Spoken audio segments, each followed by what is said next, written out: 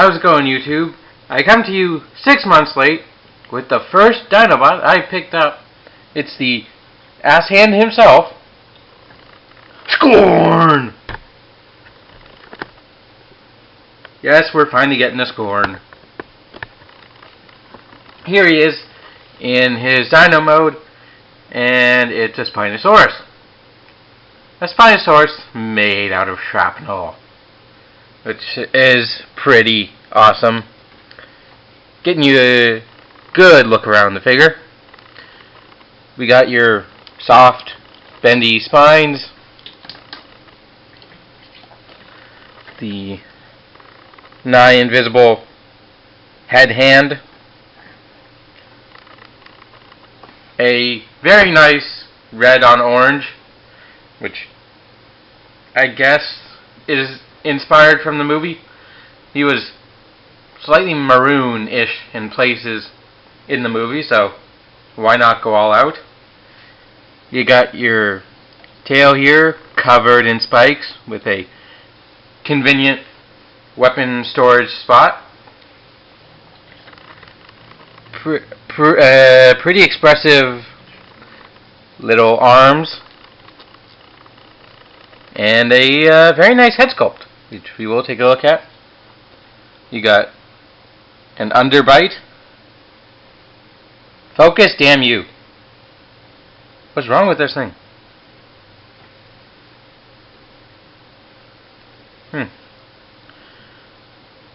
With a nice blue eye.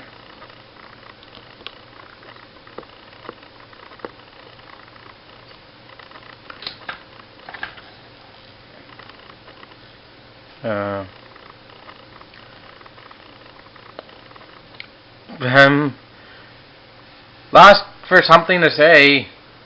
I don't know why.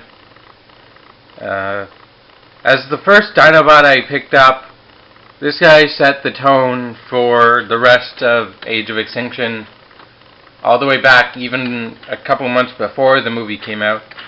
And I have to say, all in all, it was a pretty good way to start, and they didn't horribly disappoint me throughout the rest of the toy line.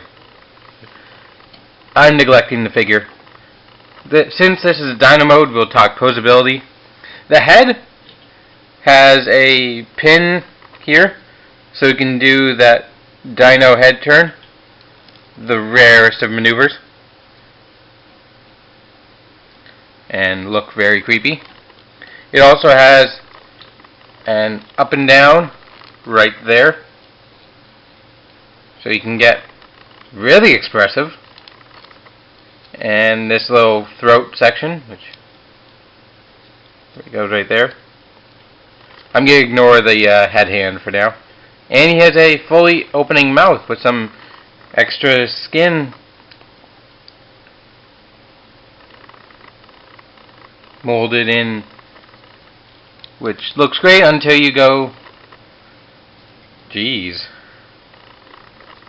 that's creepy. Nice teeth, all there, all picked out in a little bit of silver. These little arms are on ball joints. He does have a bit of a gap issue, though, but that's just the design. These hips are on ball joint, swivel, and joints here, here, here, and here. The instructions tell you to put the dino feet like that, but I find putting them into robot configuration gives them an easier opportunity to stand. Also, the hip ball joints are quite loose, but that's probably just with age. And nice tampoed Autobot symbol there. You see him just falling his ass over. Which is the cue to take it to robot mode. Fold these panels down. You can have the legs already in this configuration if you want. Whatever suits your aesthetic tastes. Frail out the boots. Fold down the crotch piece. Fold back the spikes. Keep hitting the camera. Fold down the dino legs. Nice bit of automorph there, but you still have to pull out the head. Fold down the arm.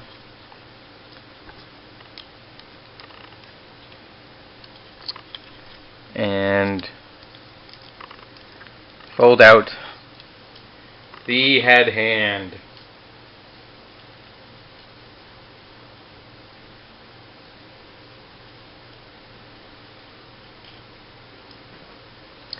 And there you go.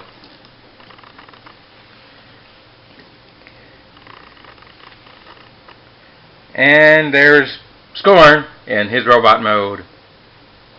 And here's where all the ass hand jokes come into play, because he has Potus Manus, otherwise known in the Transformers world as ass hand syndrome. Way too many to name off that suffer this unfortunate disease, but I'd say Scorn is one of the ones that handles it a lot better. We'll get back to that. You can see I've already talked about this aesthetic. It's a very nice medieval knight aesthetic. Quite bulky shoulders leading to a slender midsection and nice teeth for hip armor. I don't know why you want teeth on your hips. As always with these movie Dinobots, the head sculpt is very unmovie-like. It's a very nice medieval knight helmet with a bit of silver and a blue visor. Now, a common problem with Scorn is these pieces right here were pointed when you get them out of the package. Now, I've tried to cut them off with a knife, and it worked somewhat, but I really should sand it down. What the spikes do is they prevent natural head motion. It's like normally when you get them out of the box, it's just going to go whoop. But now that I cut him down, he can at least kind of look straight up. Deco is all the same, nice red and orange with a little bit more orange there. You can flip up his crotch if you want. And the tiny piece of kibble right here.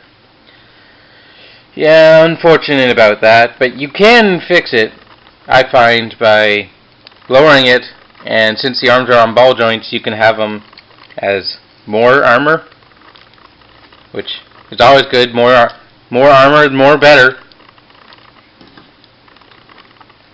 And that frees up his waist joint. And you've also got the dissected Spinosaurus head, which what I like to do if I'm displaying him in robot mode is I tend to use it as a head hand, as like a boxing glove. Okay, Spinosaurus punch. But that's up to you. The official box art, I believe, and the instructions show him with this, so he can hold his one accessory, which is a knife, and not just a knife with more serrated edges on it, because this giant lance of murder death wasn't enough. Coming to this, now this is probably the saving grace of this figure.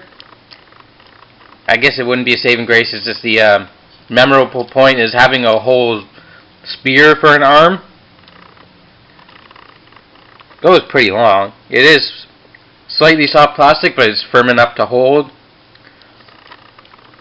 And this is what makes having ass hand not a problem. Is his arm is a weapon. It's not just a hand that turns into an ass. It's an actual weapon. So he can bisect some fools. I'm gonna keep. It stabbed the camera day apparently. That's cool. Posability wise, his head is on a ball joint. The range is very odd. You gotta push down if you want. Shoulders, nice. In and out. Bicepsal and an elbow joint. This one, virtually the same. Bicepsal elbow. Except now you can go all the way down. And you've got that motion inwards. And yeah. So asymmetry doesn't really get in the way here, which is nice. Hips 360, right? Just the waist.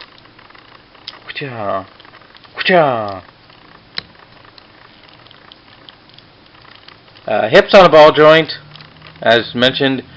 There's a pin there and a pin here. Was any of that on camera?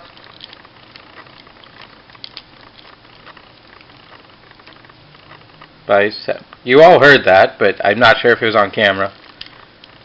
And then these pieces extend, and your toe, your iron chic boot, is on a hinge. So, overall, not the most posable figure, but the posability does what it needs to, and goes a bit beyond to be a very satisfying deluxe dino former. And oh yeah, these spines, now they're on his back, I guess, to represent flags like the Japanese wear. If you watch Gaim, you know what I'm talking about. That pretty much wraps up Scorn. I love saying his name though. Scorn! I'm not much into metal, but I imagine I'd get a bigger thrill if I was more into metal. This guy is perfect for a Megatron repaint, Beast Wars Megatron. In fact, I think I saw one on eBay not long after this guy was released. I'd love to see a Hasbro full non-third party repaint of this guy. So an official. That's what I'm looking for. An official Beast Wars Megatron repaint and remold. You could probably remold the head to be more of a Tyrannosaurus head, and remold the robot mode head to be Beast Wars Megatron. But other than that, it's a very nice mold, and honestly, I wouldn't mind having more of them. I'm not getting the G1 set, though. This guy was not in G1, nor is there a representation equal to him in G1. So that set's nullified, but I would like more of him. So thank you for watching. As always, links in the description, and I'll catch you on the flip side. Bye!